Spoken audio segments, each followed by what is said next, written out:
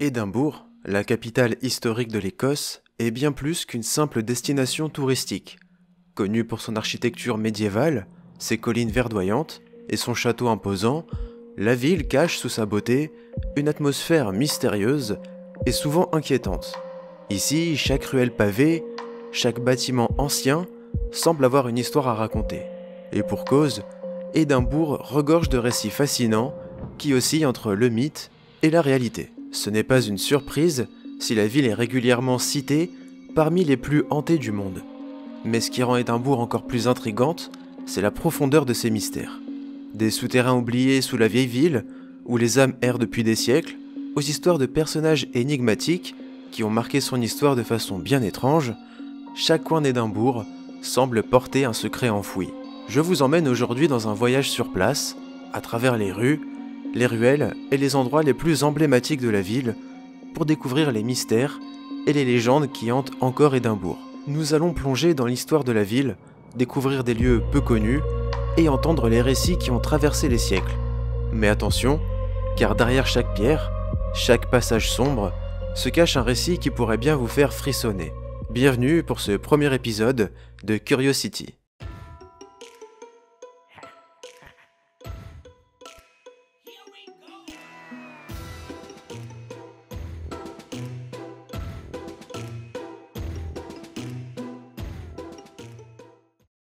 Le château d'Édimbourg est sans doute l'un des monuments les plus emblématiques de la ville. Un véritable symbole de l'histoire écossaise. Perché sur un volcan éteint, il domine la capitale écossaise et offre une vue imprenable sur les environs. Ce château, forteresse médiévale au passé tumultueux, est un lieu où se sont déroulées de nombreuses batailles et où se sont écrites certaines pages des plus sombres histoires écossaises. Mais au-delà de sa beauté et de son importance historique, le château d'Édimbourg est aussi un lieu rempli de mystères et de légendes. De nombreuses histoires de fantômes circulent à propos de cet endroit, qui est considéré comme l'un des lieux les plus hantés d'Écosse. Il existe notamment des récits de présences étranges et d'apparitions fantomatiques dans plusieurs sections du château, dont la chapelle Sainte-Marguerite, l'une des parties les plus anciennes du bâtiment. Certains affirment avoir vu des silhouettes blanches errant dans les couloirs, et des témoins ont rapporté des bruits de pas inexplicables, des portes qui claquent toutes seules, et des voix lointaines, comme si les âmes des anciens occupants du château n'étaient jamais vraiment partis. L'un des mystères les plus célèbres liés au château concerne le fantôme de la Grey Lady. Cette apparition fantomatique, une silhouette féminine en robe grise, aurait été vue à plusieurs reprises dans la salle des armes et la salle du trône. La légende raconte qu'il s'agit d'une dame de la cour ou d'une servante, dont l'âme serait restée prisonnière du château après une mort tragique. Mais le château d'Édimbourg n'est pas seulement un lieu de spectres et de légendes. Il est également associé à des mystères historiques, notamment autour de la pierre du destin, ou pierre de la destinée, un artefact emblématique de l'histoire écossaise. Cette pierre, qui aurait été utilisée pour couronner les rois d'Écosse, est un bloc de grès qui aurait été utilisé lors des cérémonies de couronnement des anciens rois d'Écosse, remontant à un passé lointain. Selon une légende, elle aurait des origines bibliques, ayant été utilisée comme oreiller par Jacob dans les récits de la Bible, puis transportée à travers différents pays avant d'arriver en Écosse. Elle aurait été conservée à Scone, un lieu sacré, proche de Perth, où les rois écossais étaient couronnés. En 1296, le roi Édouard Ier d'Angleterre a fait transporter la pierre du destin à Londres après sa conquête de l'Écosse. Elle a été intégrée au trône de couronnement de l'abbaye de Westminster. En 1996, le gouvernement britannique a décidé de restituer la pierre à l'Écosse. Elle est désormais exposée au château d'Édimbourg, mais elle est transportée à Londres pour les cérémonies de couronnement des monarques britanniques. C'est d'ailleurs ce qui a été fait pour le couronnement du roi Charles III récemment. Il faut savoir également qu'un événement sanglant s'est déroulé au château de Édimbourg. Un événement historique qui parlera aux fans de Game of Thrones, tout comme moi. Est-ce que vous vous souvenez de l'épisode des Noces pourpres ? Eh bien, sachez que c'est inspiré d'un véritable événement s'étant déroulé entre les murs du château de Édimbourg. À l'époque, le roi d'Écosse, Jacques II, n'était qu'un enfant âgé de 10 ans, ce qui signifiait que le pays était gouverné par des régents et des nobles influents. Parmi ces nobles, le clan Douglas était particulièrement puissant et était perçu comme une menace pour d'autres factions, notamment les familles Hamilton et Crichton qui dominaient la cour.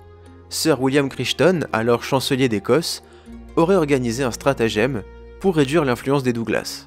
En 1440, William Douglas, âgé de seulement 16 ans, et son frère cadet David furent invités à un banquet au château d'Édimbourg sous le prétexte d'une réconciliation. Le festin commençait dans une ambiance festive, mais il prit une tournure sinistre lorsqu'une tête de taureau noir fut posée sur la table, un symbole de mort. Peu de temps après, les jeunes Douglas furent accusés de trahison. Malgré leurs supplications, ils furent rapidement jugés, condamnés et exécutés par décapitation dans les environs du château. Cet événement marque profondément l'Écosse et le clan Douglas. Il est devenu un symbole de l'instabilité politique et des rivalités sanglantes entre clans. Le château d'Édimbourg est donc bien plus qu'une forteresse historique, c'est un lieu où les mystères, les légendes et l'histoire se mêlent pour créer une atmosphère unique où l'on ne peut s'empêcher de se demander quelle vérité se cache derrière ces spectres et ces récits qui perdurent depuis des siècles.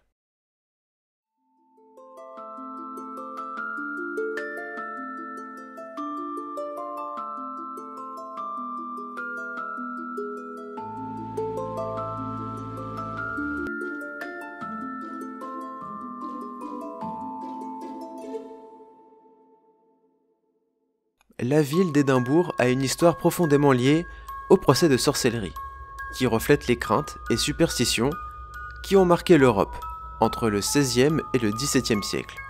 L'Écosse, et Édimbourg en particulier, fut un foyer d'accusations et de persécutions de prétendues sorcières. L'Église protestante, devenue dominante après la réforme écossaise, considérait la sorcellerie comme un acte hérétique et une menace pour l'ordre social.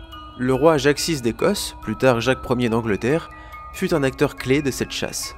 Obsédé par les sorcières, il écrivit un traité intitulé Démonologie qui alimenta la peur collective. Jacques VI croyait fermement que les sorcières conspiraient contre lui en collaboration avec le diable. Des accusés furent torturés et exécutés après avoir été forcés de se confesser d'actes de magie noire. Les accusés de sorcellerie étaient souvent torturés pour obtenir des aveux. Le Nord Loch, un lac marécageux situé là où se trouve maintenant Princess Street Gardens, servait parfois à tester les suspects en les jetant à l'eau. Si la personne coulait, elle était innocente, si elle flottait, elle était déclarée coupable. En hommage à ces femmes injustement exécutées, fut érigée non loin de là une fontaine nommée Witch's Well. La fontaine commémorative se trouve sur Castle Hill, près de l'entrée principale du château d'Édimbourg, à l'extrémité ouest de la Royal Mile. Cet emplacement est symbolique, car c'est là, sur les hauteurs de Castle Hill, que de nombreuses sorcières furent exécutées, généralement par pendaison ou sur le bûcher. Un autre lieu important des récits de sorcières, et surtout de leur supplice, est le quartier de Grassmarket. De nombreuses femmes accusées de sorcellerie furent pendues ou brûlées à Grassmarket. Les procès étaient souvent biaisés, fondés sur des superstitions ou des accusations de pactes diaboliques. Après leur condamnation, les victimes étaient conduites ici pour être exécutées. Le lieu est aujourd'hui marqué par un sentiment de tristesse et de commémoration pour ces victimes d'injustice. Seulement, les supposées sorcières n'étaient pas les seules à être exécutées à Grassmarket, car on y exécutait aussi les Covenanters, des Écossais presbytériens qui s'opposaient aux réformes religieuses imposées par Charles Ier et Jacques VII. Environ 100 Covenanters furent pendus ici dans les années 1670, au plus fort des persécutions religieuses, connues sous le nom de Killing Time. Une potence permanente était érigée dans Grassmarket. La plateforme était une structure en bois où les condamnés étaient pendus devant la foule. L'atmosphère des exécutions oscillait entre spectacle macabre et justice expéditive. Les condamnés étaient parfois hués ou acclamés, selon leur popularité auprès du public. Grassmarket est aujourd'hui, heureusement, plus connu pour ses nombreux pubs avec une longue histoire. On peut parler par exemple du Last Drop, qui est particulièrement emblématique pour son lien direct avec l'histoire sombre de Grassmarket. On raconte que c'est dans ce pub qu'était offert le dernier verre du condamné avant son exécution. Et vous connaissez ma rigueur, j'ai voulu y jeter un œil.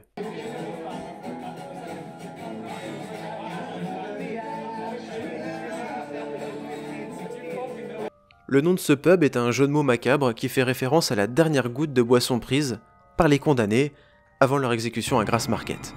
Cela peut également évoquer la forme de goutte qu'a une corde de pendu. Situé juste à côté du site où se trouvaient les anciennes potences, Ce pub conserve une forte connexion avec le passé sombre du quartier. The Last Drop est réputé pour être hanté. Certains employés et clients rapportent avoir vu des apparitions, notamment celle d'une petite fille, vêtue d'une robe ancienne, qui errait dans les couloirs.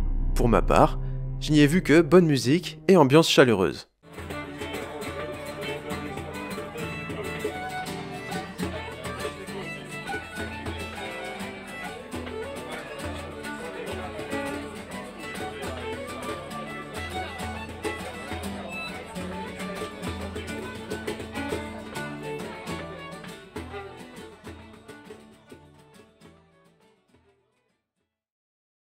Les pubs écossais sont depuis longtemps des lieux où les habitants se retrouvent pour discuter, socialiser et célébrer. Beaucoup de pubs d'Édimbourg sont chargés d'histoires et de mythes, souvent racontés dans leur décor, noms et traditions. Et les histoires de hantise ne se limitent pas au Last Drop, car d'autres pubs de la capitale sont réputés pour leur histoire sombre. On peut citer le Banshee Labyrinthe, qui faisait autrefois partie des souterrains d'Édimbourg. Ce lieu aurait servi de repère pour des activités illégales et des rituels occultes. Le nom du pub vient d'une légende selon laquelle une banshee, créature mythologique écossaise annonçant la mort, aurait été vue ici, poussant un cri déchirant. Aujourd'hui, on raconte qu'on peut y entendre des rires ou des pleurs qui sont entendus sans qu'il n'y ait de source identifiable. Des visiteurs ont rapporté des sensations de froid soudaines et l'apparition de silhouettes dans l'ombre. Ce pub, au décor gothique, est considéré comme l'un des plus terrifiants de la ville. On part à présent au Deacon's Brody's Tavern. Ce pub est nommé en l'honneur de Deacon William Brody, un ébéniste respecté qui menait une double vie de cambrioleur. Il aurait inspiré Robert Louis Stevenson pour les personnages de Dr. Jekyll et Mr. Hyde. Rien que ça. Certains disent ressentir la présence de Brody dans le pub, et des objets se déplaceraient inexplicablement. Une atmosphère étrange plane parfois dans certaines parties du bâtiment. Mais retournons à Grassmarket si vous le voulez bien, pour un pub qui m'a intrigué. À 2 pas du Last Drop se situe le White Hart Inn. Alors, bien sûr, on y entend des récits de phénomènes paranormaux. Des visiteurs ont signalé des ombres mouvantes et des objets qui se déplaçaient sans raison. Les employés rapportent une sensation d'être observés ou touchés lorsqu'ils travaillaient tard la nuit. Mais pour le coup, c'est pas son aspect paranormal qui m'a fasciné, mais quelques individus qui avaient leurs habitudes et certaines activités peu recommandables. Ce lieu aurait été fréquenté par les meurtriers célèbres Burke et Hare. Déjà un peu de contexte. Au début du 19e siècle, la médecine légale et l'anatomie étaient en plein essor. Mais il y avait un grave manque de cadavres disponibles pour les dissections. Seuls les corps des criminels exécutés pouvaient être légalement utilisés pour les dissections. Cette restriction a conduit à l'émergence de récolteurs de corps ou résurrectionnistes, qui volaient des cadavres dans les cimetières pour les vendre aux écoles de médecine. C'est dans le contexte de cette époque que se rencontrent William Burke et William Hare, tous deux immigrés irlandais.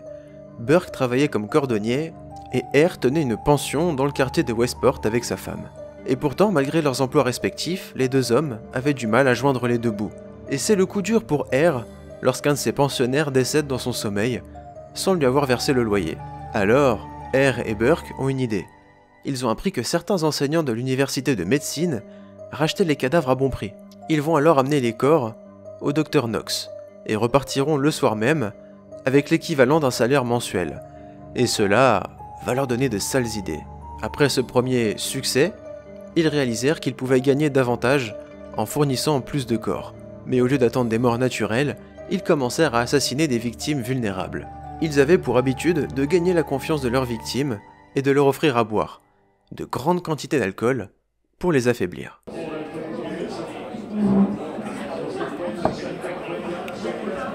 Puis Burke et Hare tuaient leurs victimes en les étouffant, une méthode silencieuse qui ne laissait presque aucune trace.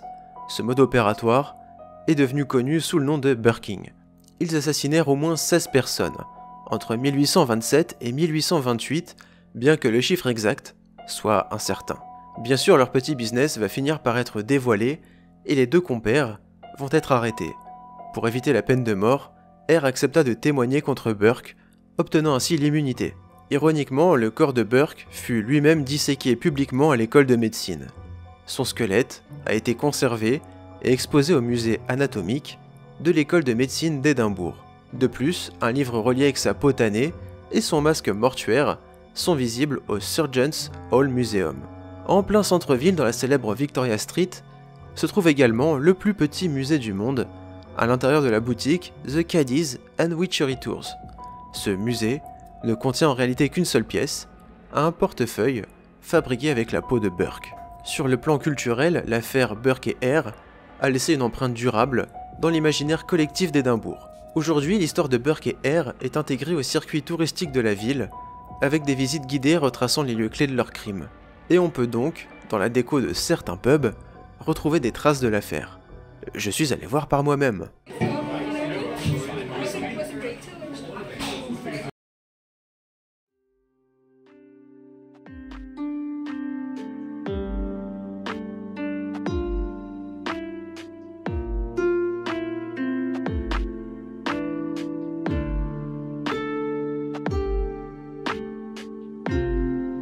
Après avoir écumé les pubs et les histoires glauques, j'avais besoin de me changer les idées, en me baladant un peu et en cherchant des histoires un peu plus légères. Et pour cela, quoi de mieux qu'une histoire d'animal, celle de Greyfriars Bobby. Greyfriars Bobby est l'une des histoires les plus aimées d'Édimbourg, symbolisant la loyauté et la fidélité. Cette histoire est centrée sur un Skye Terrier qui, selon la légende, aurait passé 14 ans à garder la tombe de son maître, John Grey, dans le cimetière de Greyfriars Kirkyard. John Grey, un veilleur de nuit à Édimbourg, était le maître de Bobby. Ils étaient inséparables. Après la mort de John Grey en 1858, il fut enterré au cimetière de Greyfriars Kirkyard. Bobby, le fidèle chien, aurait passé le reste de sa vie près de la tombe de son maître, refusant de quitter cet endroit, même par mauvais temps. Les habitants locaux, touchés par sa dévotion, prenaient soin de Bobby en lui fournissant de la nourriture et un abri temporaire. Il est devenu une célébrité locale, et sa loyauté a inspiré des récits et des poèmes. Après sa mort en 1872, il fut enterré près de l'entrée du cimetière, bien qu'il ne soit pas techniquement possible d'enterrer un animal sur des terres consacrées. Une statue en bronze de Bobby, réalisée par William Brodie, fut érigée en 1873 à proximité du cimetière de Kirkyard. Cette statue est devenue un lieu emblématique pour les visiteurs. Une tradition populaire consiste à frotter le nez de la statue pour porter chance, bien que cela lui cause des dommages au fil du temps. Et en parlant du cimetière de Greyfriars, celui-ci n'est donc pas loin de la célèbre statue et abrite donc la tombe de Bobby. Mais il abrite aussi d'autres curiosités, plus ou moins morbides. Le cimetière de Greyfriars Kirkyard est l'un des lieux les plus célèbres et fascinants d'Écosse. Avec ses histoires sombres, son architecture gothique et ses légendes macabres, il attire autant les amateurs d'histoire que les chasseurs de fantômes. La première des curiosités du cimetière sont ces tombes avec un grillage qui les protège. Alors on pourrait croire que c'est pour empêcher son occupant de s'en échapper une fois enterré, comme un vampire, mais il n'en est rien. C'est plutôt pour protéger le corps qui y repose des body snatchers comme Burke et Hare dont je parlais plus tôt. Ces structures étaient souvent temporaires, laissées en place jusqu'à ce que les corps soient suffisamment décomposés pour ne plus intéresser les voleurs. Certaines familles riches pouvaient se permettre des grilles permanentes ou des cryptes renforcées. Une section du cimetière, appelée la prison des Covenanters, a servi de lieu de détention au XVIIe siècle. Les Covenanters ont été emprisonnés ici après la bataille de Poswell Bridge, dans des conditions atroces. Les prisonniers étaient exposés aux intempéries, sans abri adéquat. Beaucoup moururent de froid, de faim et de maladie. Certains furent exécutés sommairement ou déportés en esclavage dans les colonies. Sir George Mackenzie, surnommé Bloody Mackenzie, était le lord responsable de la persécution des Covenanters. Mackenzie était chargé de poursuivre en justice les presbytériens rebelles qui s'opposaient au contrôle royal sur l'Église d'Écosse. Sous son autorité, de nombreux Covenanters furent emprisonnés, torturés, exécutés ou déportés. Il gagna le surnom de Bloody Mackenzie, Mackenzie le sanglant, à cause de sa rigueur impitoyable et de la violence avec laquelle il appliquait la loi.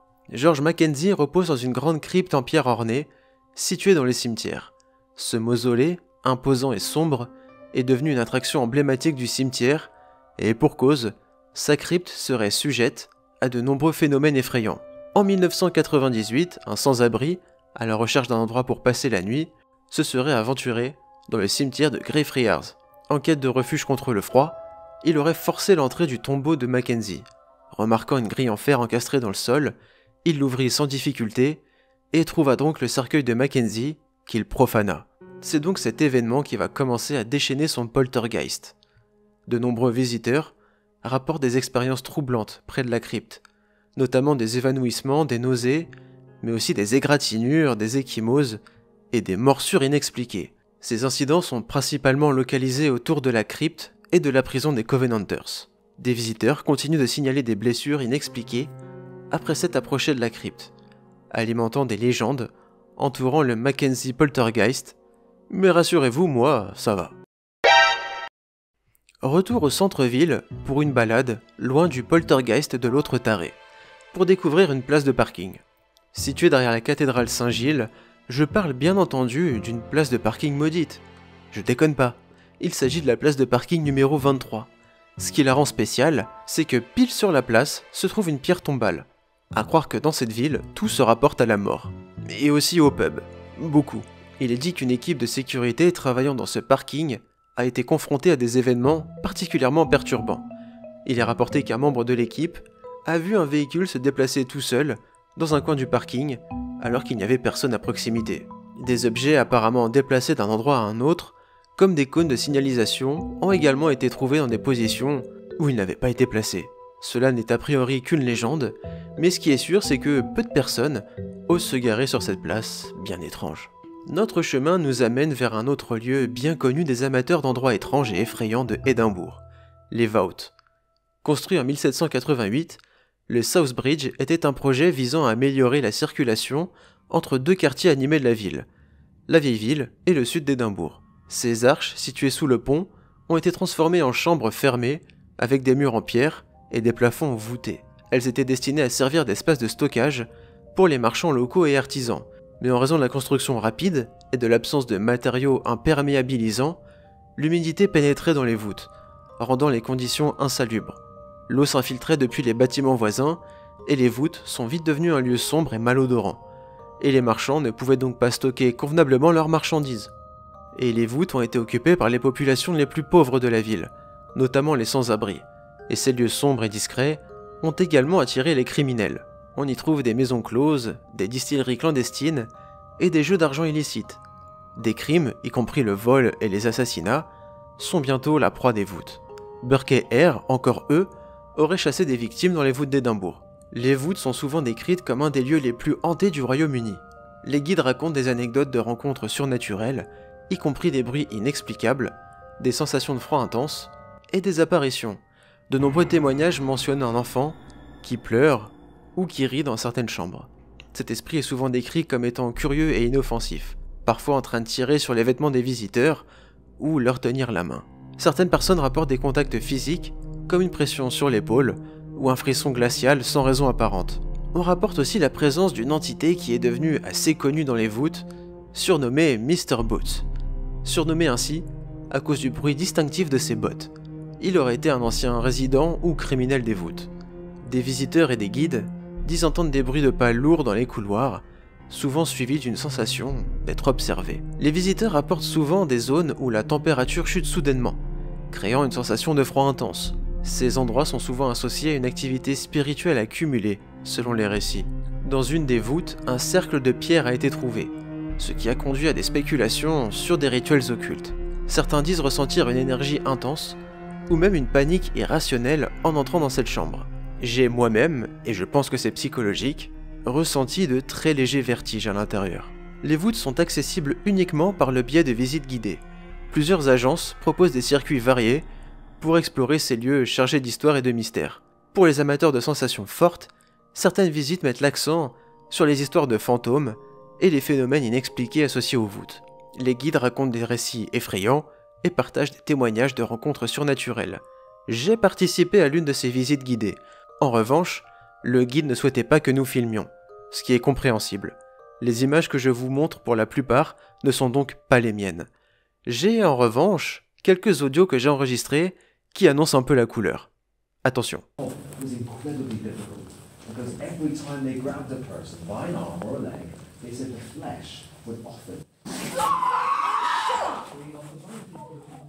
Édimbourg est réputé pour son riche passé historique et ses récits effrayants, ce qui en fait une destination prisée pour les amateurs de paranormal. Plusieurs agences proposent des visites guidées orientées sur le mystère et les phénomènes surnaturels de la ville. Et étant le pigeon originel concernant l'horreur, j'ai également opté pour un tour en Ghost Bus. Les Ghost Bus Tours sont une façon originale et immersive de découvrir les récits paranormaux et les légendes sombres d'Édimbourg, tout en parcourant la ville dans un bus à l'ambiance macabre. Ces visites se déroulent à bord d'un bus noir victorien, décoré pour refléter une atmosphère funèbre. Les guides, souvent des acteurs en costume, racontent des histoires de fantômes, de meurtres et de mystères. Le bus est aménagé avec des sièges en cuir, des rideaux sombres et des lumières tamisées, rappelant un ancien corbillard, avec des effets spéciaux sonores et visuels pour plonger les passagers dans l'ambiance. Les guides jouent des rôles effrayants ou humoristiques, souvent entrecoupés de moments de suspense ou de frayeur léger. Et si vous connaissez bien ma chaîne, vous savez que l'horreur et l'humour, ça me parle. Au fil des siècles, cette ville a été le théâtre de récits sombres et fascinants.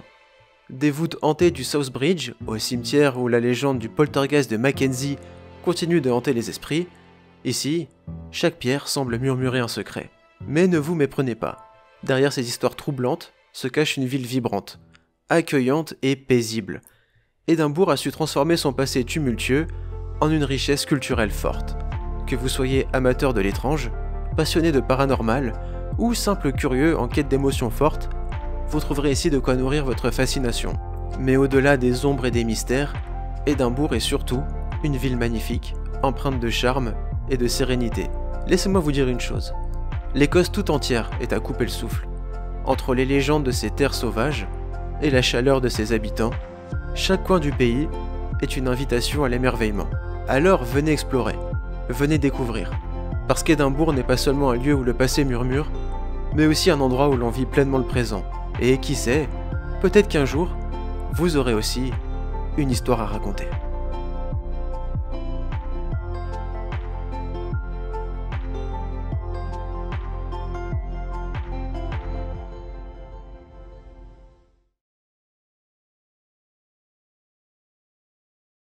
Merci d'avoir regardé la vidéo jusqu'au bout. J'espère que ce nouveau format vous a plu. Cette fois-ci peut-être plus que les autres. Si vous voulez voir d'autres vidéos de ce format, je vous invite très fortement à laisser un commentaire, à laisser un like, à vous abonner et à la partager. Les images que je vous ai montrées dans la vidéo ont été faites dans le cadre d'un voyage que j'ai fait dans le privé. Mais si la communauté s'agrandit et que la chaîne fonctionne bien, j'aurai les moyens de me déplacer uniquement pour faire ce genre de vidéo.